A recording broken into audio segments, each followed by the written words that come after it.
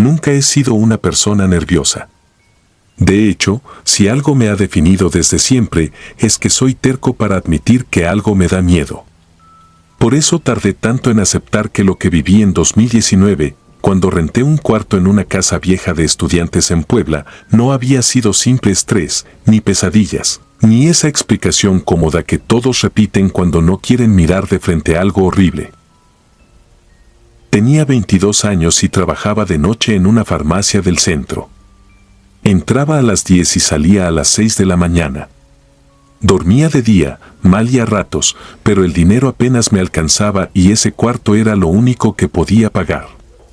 La casa era antigua, de pasillos estrechos, techos altos y humedad en las paredes. La dueña vivía en la planta baja y arriba rentaba 4 habitaciones.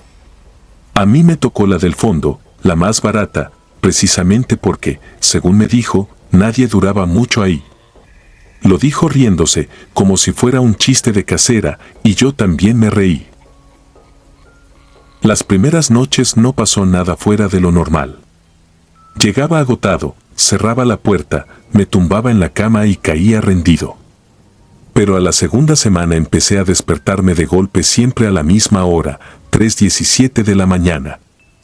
No era una impresión, lo comprobé tantas veces que terminé dejando el celular boca abajo para no verlo, porque ya me estaba obsesionando. Al principio solo era la sensación de abrir los ojos y no poder moverme. El pecho se me ponía duro, como si alguien me hubiera dejado una piedra encima. Intentaba flexionar los dedos, girar el cuello, toser, cualquier cosa. Nada respondía. Lo raro era el sonido. No escuchaba voces ni gritos, sino algo mucho peor, el roce de unas uñas arrastrándose despacio por la pared, justo detrás de mi cabecera. La primera vez pensé que eran ratas dentro del muro. La segunda vez ya no. Porque esa noche, además del sonido, vi una sombra en el rincón donde terminaba la luz de la calle que entraba por la ventana. No era una mancha fija ni una forma engañosa. Era una silueta alta, demasiado delgada, inclinada hacia adelante como si me estuviera observando con curiosidad. No distinguía ojos ni boca, pero sabía que me estaba viendo. Lo sentí con una certeza enfermiza, íntima, peor que cualquier mirada real. Cuando por fin pude moverme, encendí el foco y no había nada. Me levanté empapado en sudor, revisé debajo de la cama, abrí el closet, hasta miré detrás de la cortina. Nada. Esa mañana, antes de irme al trabajo, vi que en la pared junto a la cabecera había 4 líneas delgadas, como rayones frescos sobre la pintura descarapelada. Quise convencerme de que siempre habían estado ahí. Las crisis siguieron. Cada madrugada eran un poco peores. La cosa ya no se quedaba en la esquina. Algunas noches aparecía junto a la puerta. Otras, muy cerca del escritorio.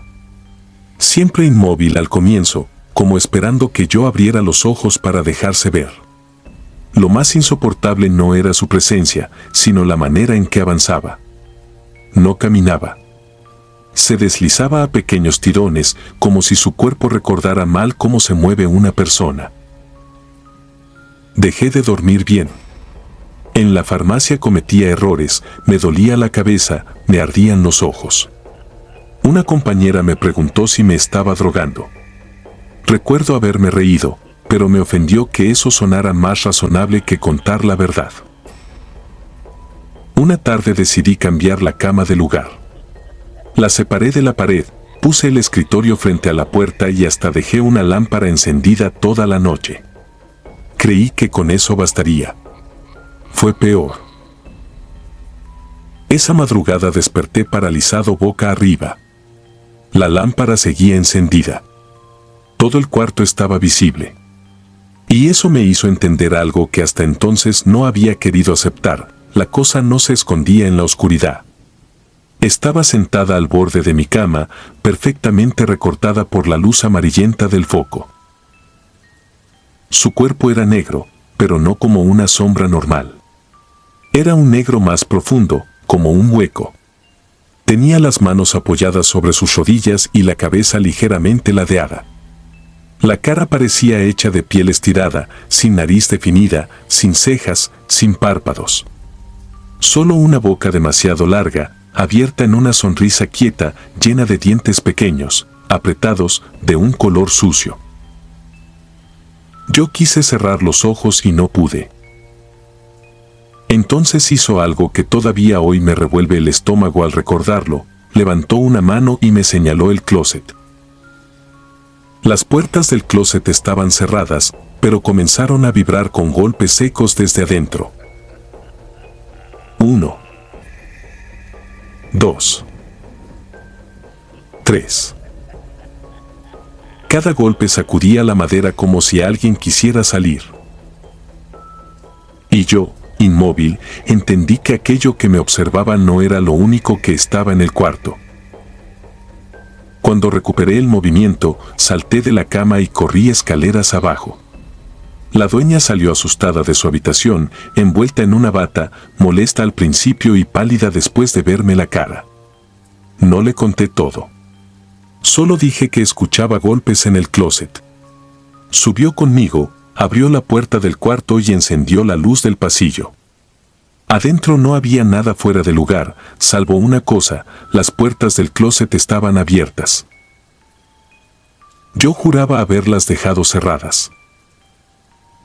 Al día siguiente renuncié a la renta. La señora no intentó detenerme. Solo me ayudó a bajar mis cajas y, cuando terminamos, me dijo algo que me heló más que todo lo anterior. Me confesó que años antes ese mismo cuarto lo había ocupado un muchacho que también trabajaba de noche. Duró menos de un mes. Se fue diciendo que algo se sentaba en su cama mientras dormía. Nadie le creyó. Una semana después, según ella, lo encontraron muerto en otro departamento, encerrado por dentro, con el closet destrozado desde adentro y las uñas arrancadas. No volví a sufrir parálisis del sueño después de mudarme. Jamás. Eso debería tranquilizarme, pero no lo hace. Porque hace 6 meses mi madre me llamó para decirme que había encontrado una de mis cajas viejas en su azotea. Dentro venía la lámpara que usaba en aquel cuarto y quiso saber si aún la quería. Le dije que la tirara. Me preguntó por qué y antes de colgar me mandó una foto. La lámpara estaba encendida. Mi madre jura que no la conectó. Y sobre la pantalla de tela, marcados desde adentro como si algo hubiera estado apoyando los dedos durante mucho tiempo, había 4 surcos negros, largos y paralelos, exactamente iguales a los que una vez aparecieron junto a mi cama.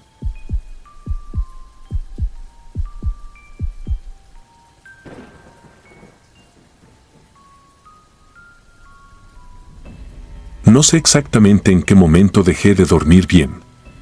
Recuerdo el año porque fue cuando me mudé solo a una casa rentada en las afueras de Saltillo, en 2018.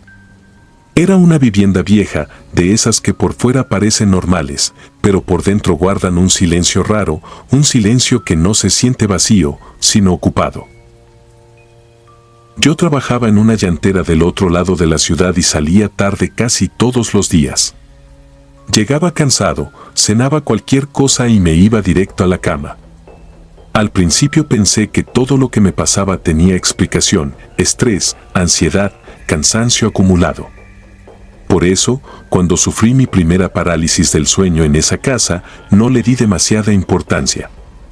Sentí el cuerpo tieso, los ojos abiertos, la garganta cerrada, esa desesperación espantosa de querer gritar y descubrir que ni siquiera puedes mover la lengua. Duró poco, tal vez segundos, aunque en ese momento me parecieron minutos enteros. Después empezó a repetirse. No eran episodios iguales. A veces despertaba sin poder moverme, viendo únicamente el techo. Otras veces sentía que alguien estaba parado junto a la ventana. No lo veía como tal, pero mi cabeza, o lo que fuera que uno usa para sentir el peligro, me gritaba que no estaba solo. Lo peor era la certeza.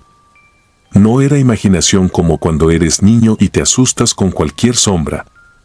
Era una seguridad asquerosa, animal, de que había algo en el cuarto observándome. Con los días, las cosas cambiaron. Empecé a notar marcas en mi cuerpo. Nada exagerado al principio, una línea roja en el costado, un moretón pequeño detrás de la rodilla, rasguños finos en el antebrazo. Yo vivía solo. No tenía mascotas. No era sonámbulo, o al menos nunca lo había sido. Me convencí de que me golpeaba trabajando o al dormirme. Eso me repetía, aunque por dentro ya no lo creyera. La cuarta vez que me pasó, sentí algo distinto. Me desperté en plena madrugada, mirando la puerta del cuarto. No podía moverme. La lámpara del pasillo se filtraba por debajo de la puerta y dibujaba una línea amarilla en el piso. Todo estaba en silencio. Luego escuché un crujido debajo de la cama. Fue leve, como el sonido de alguien acomodando el peso del cuerpo sobre madera vieja. Quise incorporarme, pero la parálisis ya me había atrapado. Los ojos sí podía moverlos, apenas, así que miré hacia mis pies. La cobija cubría casi todo mi cuerpo, excepto el pie derecho, que había quedado afuera. Intenté jalarlo, pero era imposible. Sentí un frío extraño, no en la piel, sino dentro del estómago. Entonces escuché algo más. Una respiración. Venía de debajo de la cama. No era una respiración fuerte, ni monstruosa, ni como en las películas. Era peor. Sonaba humana. Cansada. Cerca. Como la de alguien que lleva mucho tiempo escondido, esperando a que arriba todo quede en silencio. Yo vivía solo. La puerta de la casa tenía doble seguro. Las ventanas estaban cerradas. Aún así, en ese instante tuve la certeza de que había una persona debajo de mi cama, acostada boca arriba, mirándome desde la oscuridad. La respiración se acercó más a la orilla. Luego sentí el primer roce en el tobillo. No fue una garra ni una mano helada. Fue la yema de unos dedos. Secos. Lentos. Como si estuvieran comprobando que de verdad era carne lo que tocaban. Yo por dentro gritaba. Recé, maldije, lloré sin lágrimas. El contacto subió desde mi tobillo hasta el talón y después apretó con fuerza. En ese momento recuperé el cuerpo de golpe. Me incorporé jadeando y encendí la luz. Revisé el cuarto completo. No había nadie. Miré debajo de la cama con la linterna del celular. Solo había polvo, 2 cajas viejas y una chancla que llevaba días perdida. Nada más. No dormí el resto de la noche. A la mañana siguiente encontré 4 marcas moradas alrededor del tobillo, como si me hubieran sujetado con una mano demasiado grande. Ese día falté al trabajo. Fui con mi hermana y le conté todo, pero apenas iba a la mitad de la historia cuando vi que ella me miraba como se mira a un enfermo, con preocupación y con distancia. Me dijo que quizá me estaba sugestionando, que dejara de ver videos de terror, que fuera al médico. Fui. Me recetaron pastillas para dormir y me dijeron que la parálisis del sueño puede provocar alucinaciones táctiles y auditivas. Salí más tranquilo, o al menos eso intenté. Esa noche tomé media tableta y me acosté temprano. Pensé que por fin iba a descansar. Desperté inmóvil otra vez a las 3:17 de la mañana. Lo sé porque el reloj digital estaba frente a mí. No sentí nada debajo de la cama al principio. Ni respiraciones, ni crujidos. Lo único que noté fue que la puerta del cuarto estaba abierta. Yo siempre la cerraba. Siempre. Desde donde estaba, alcanzaba a ver el pasillo oscuro y la mitad del espejo que colgaba frente al baño. En el reflejo se veía mi cama. Y debajo de mi cama se veía una cara. No completa. Solo la parte de arriba. Una frente pálida, dos ojos abiertos de más y una sonrisa inmóvil, antinatural, como dibujada a la fuerza sobre una piel seca. No estaba viéndome a mí directamente. Miraba mi reflejo en el espejo, como si supiera que esa era la única forma en que yo podía verla. La cara empezó a subir muy despacio. No desde el suelo. Desde abajo de la cama. Primero los ojos. Luego la nariz. Luego esa sonrisa imposible, temblorosa. Yo sentí que me moría ahí mismo. Intenté mover un dedo, una pestaña, cualquier cosa. Nada. Hasta que la voz llegó. No venía del cuarto. Venía de abajo de mí. Y dijo, con un susurro ronco, pegado a la madera. Anoche te alcanzó el pie. Hoy voy a salir completo. No recuerdo cómo desperté. Solo sé que amanecí tirado junto a la puerta del cuarto, con el colchón movido casi 1 metro de su lugar. Tenía las uñas rotas, como si hubiera arañado desesperadamente el piso. Pero eso no fue lo peor. Lo peor estaba bajo la cama. Había polvo removido, las cajas abiertas y, en el centro, marcado sobre el mosaico sucio, el contorno completo de un cuerpo humano acostado boca arriba. Como si alguien hubiera permanecido allí durante años y apenas esa noche se hubiera levantado.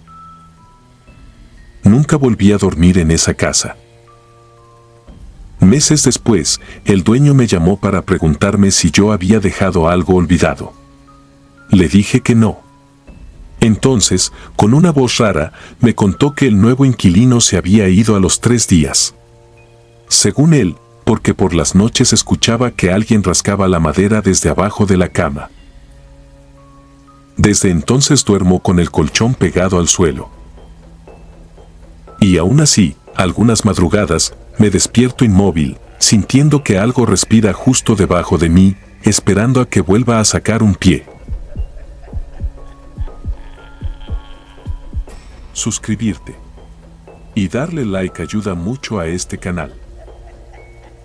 Si ya has escuchado mi contenido antes, te ha gustado y estás disfrutando lo que escuchas en este sector, te agradeceré que presiones el botón de suscribirse. Sin más interrupciones, continuamos.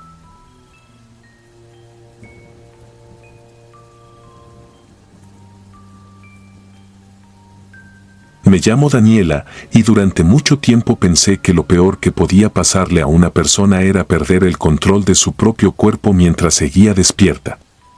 Hoy sé que estaba equivocada. Lo peor no era la parálisis del sueño. Lo peor era que, en mi caso, algo de todo aquello sí estaba ocurriendo de verdad. Esto pasó en 2018, cuando me mudé sola a una casa de renta en las afueras de Puebla por cuestiones de trabajo. Yo tenía 26 años y acababa de entrar a una clínica privada como laboratorista. Mi horario era pesado, casi siempre salía de noche, dormía poco y empecé a vivir bajo un estrés constante. La casa que renté era vieja, de esas construcciones alargadas con techo alto, pasillos angostos y una humedad que se quedaba pegada en las paredes. No era bonita, pero estaba cerca de la clínica y era lo único que podía pagar. Los primeros episodios comenzaron 2 semanas después de mudarme.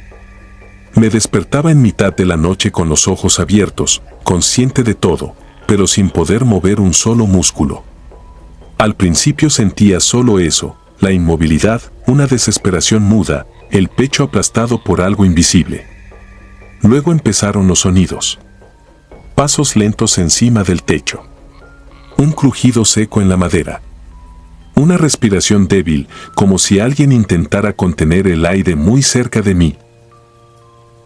Recuerdo perfectamente la primera vez que vi la figura. Estaba acostada boca arriba, mirando la puerta del cuarto. No podía moverme. La oscuridad no era completa porque la lámpara del patio entraba por la ventana y dejaba una franja de luz amarillenta sobre el piso. En medio de esa penumbra vi una silueta larga, demasiado quieta, parada junto al ropero. No distinguía su cara, solo su forma, alta, delgada, con la cabeza ligeramente inclinada, como si me estuviera observando con curiosidad. Quise gritar, pero mi mandíbula no respondió. Intenté cerrar los ojos, pero el terror me obligó a seguir viendo. Cuando al fin recuperé el movimiento, encendí la luz de golpe. No había nadie. Durante varios días traté de convencerme de que era normal. Había leído sobre la parálisis del sueño, sobre las alucinaciones hipnagógicas, sobre cómo el cerebro mezcla el sueño con la vigilia y fabrica monstruos a partir del miedo. Me repetí eso tantas veces que terminé memorizándolo. Sin embargo, había detalles que no encajaban. A veces despertaba con la puerta del cuarto entreabierta, aunque yo siempre la cerraba antes de dormir. En 2 ocasiones encontré la cortina corrida hacia un lado, como si alguien hubiera querido mirar hacia adentro desde la ventana. Una madrugada hallé una marca negra en el borde interior del closet, como una huella de dedos sucios. Pensé que quizá la había hecho yo, o el dueño anterior, o cualquiera. Uno intenta darle lógica a lo ilógico cuando vive solo, porque aceptar otra cosa es empezar a volverse loco. Pero la sensación de presencia fue empeorando. En los episodios ya no solo veía a la figura. Empecé a sentirla más cerca. Junto a la cama. Detrás de mí. Una noche percibí claramente el hundimiento del colchón, como si alguien se hubiera sentado en la orilla. Sentí incluso la vibración leve de los resortes. Mi brazo izquierdo comenzó a enfriarse, como si algo lo rozara con las yemas de los dedos. Yo seguía inmóvil, con lágrimas escurriendo hacia las orejas, escuchando una respiración ajena a menos de 1 metro de mi cara. Quise dejar la casa, pero económicamente no podía. Además, me avergonzaba contarle a alguien lo que me estaba pasando. ¿Cómo iba a decir, siendo profesionista y adulta, que me daba miedo dormir porque veía hombres en mi cuarto? Todo cambió una noche de octubre. Había salido de un turno particularmente pesado. Llegué cerca de la 1 de la mañana, cené cualquier cosa y me acosté con todas las luces apagadas menos la de la cocina. Me dormí casi de inmediato. Desperté poco después, otra vez paralizada, pero esa vez la sensación fue distinta. No vi a la figura en la esquina. La vi arriba de mí. Su rostro estaba oculto por la sombra, pero pude distinguir algo que hasta hoy me enferma recordar, un brillo húmedo en los ojos y una sonrisa mínima, apretada, como la de alguien que disfruta ver sufrir a otra persona. Quise patalear, quise morderme la lengua, quise hacer cualquier cosa para salir de ese estado. Entonces escuché un ruido real, seco, por encima de mi cabeza.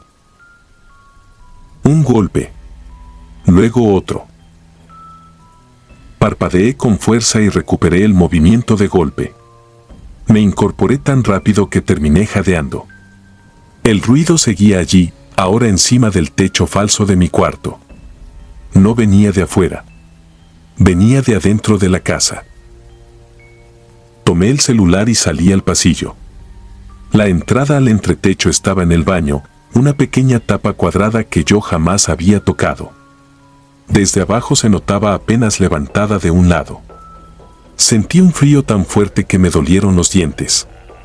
Retrocedí sin dejar de mirar hacia arriba y entonces vi caer algo desde esa abertura, una mota de tierra, luego otra, luego el borde de unos dedos sucios apoyándose lentamente para empujar la tapa. No grité de inmediato.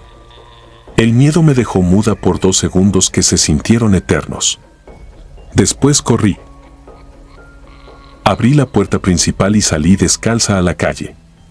Empecé a golpear la reja del vecino con todas mis fuerzas. Un señor y su hijo salieron casi enseguida. Yo apenas podía hablar, solo señalaba la casa. Ellos entraron conmigo, uno con un palo, el otro llamando a la policía. No alcanzaron a ver al hombre bajar, pero sí encontraron la tapa abierta, comida guardada entre las vigas, una cobija vieja, botellas de agua y, lo peor, un hueco recortado sobre el techo de mi cuarto, justo arriba de mi cama. Desde allí podía verme dormir. La policía lo encontró escondido detrás del calentador en el patio trasero. Había vivido semanas dentro del entretecho, entrando cuando yo me iba a trabajar y bajando por las noches. Según dijeron después, era un exinquilino que había conservado una copia de una llave vieja. Sabía cómo moverse en la casa sin hacer ruido. Sabía mis horarios. Sabía que vivía sola. Lo que nunca he podido superar no es solo que estuviera ahí. Es que muchas de las cosas que yo creí alucinaciones no lo fueron. La respiración, el hundimiento del colchón, la cortina movida, la puerta abierta. Todo eso había pasado de verdad. A veces todavía me despierto inmóvil, con el corazón desbocado, sintiendo que alguien me observa desde arriba. Ya no vivo en esa casa. Ya no vivo siquiera en Puebla. Pero hay algo que la terapia no me ha podido arrancar, la certeza de que, aquella noche en que vi una cara encima de mí durante la parálisis, no estaba soñando. Porque cuando la policía se llevó al hombre, revisaron sus cosas. Entre ellas había una libreta mugrosa con fechas, horarios y notas torcidas sobre mis rutinas. En una de las páginas, debajo de varios registros de madrugada, había una frase escrita a mano. Hoy por fin abrió los ojos mientras yo la estaba mirando.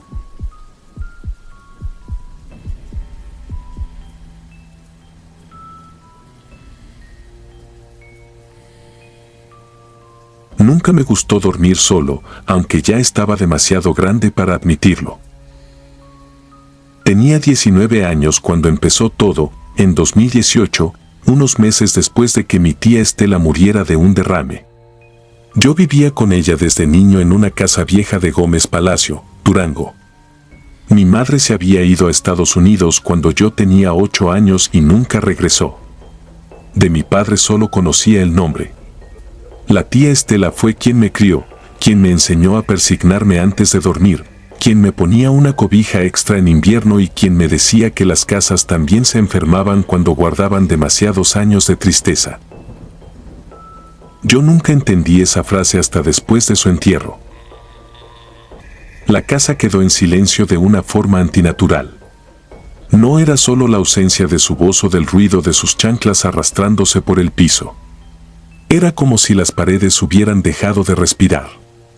La sala se sentía más grande, el pasillo más oscuro, y mi cuarto, que siempre había sido pequeño y caluroso, comenzó a sentirse extraño, como si alguien entrara cada noche cuando yo apagaba la luz. Las primeras veces pensé que era el duelo. Dormía mal, me despertaba empapado de sudor, con una presión rara en el pecho. A veces abría los ojos de golpe y tardaba unos segundos en entender dónde estaba.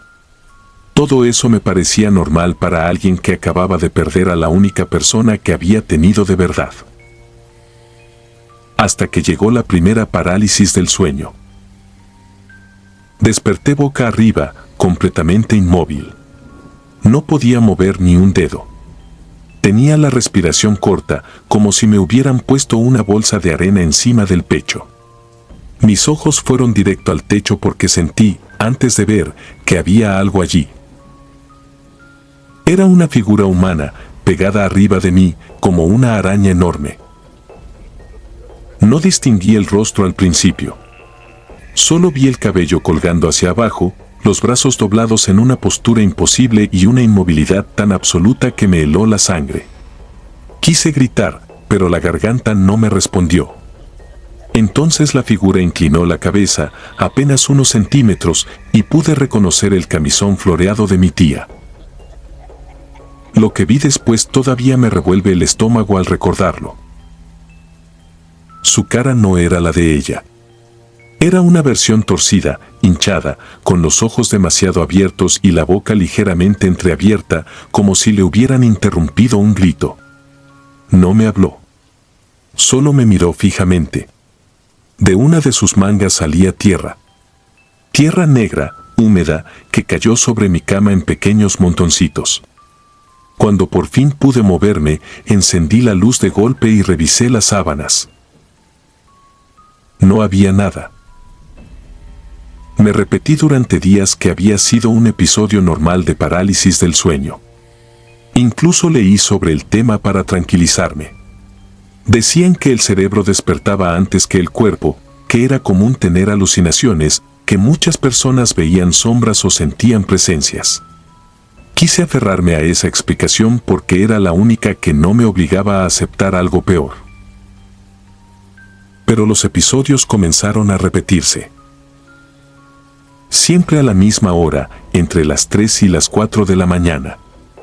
Siempre con la misma sensación de que alguien estaba dentro del cuarto antes de que yo abriera los ojos. A veces no la veía encima de mí, sino en la esquina, agazapada entre el techo y la pared. Otras veces avanzaba lentamente, pegada arriba, arrastrándose sin hacer ruido, hasta quedar justo sobre mi cara.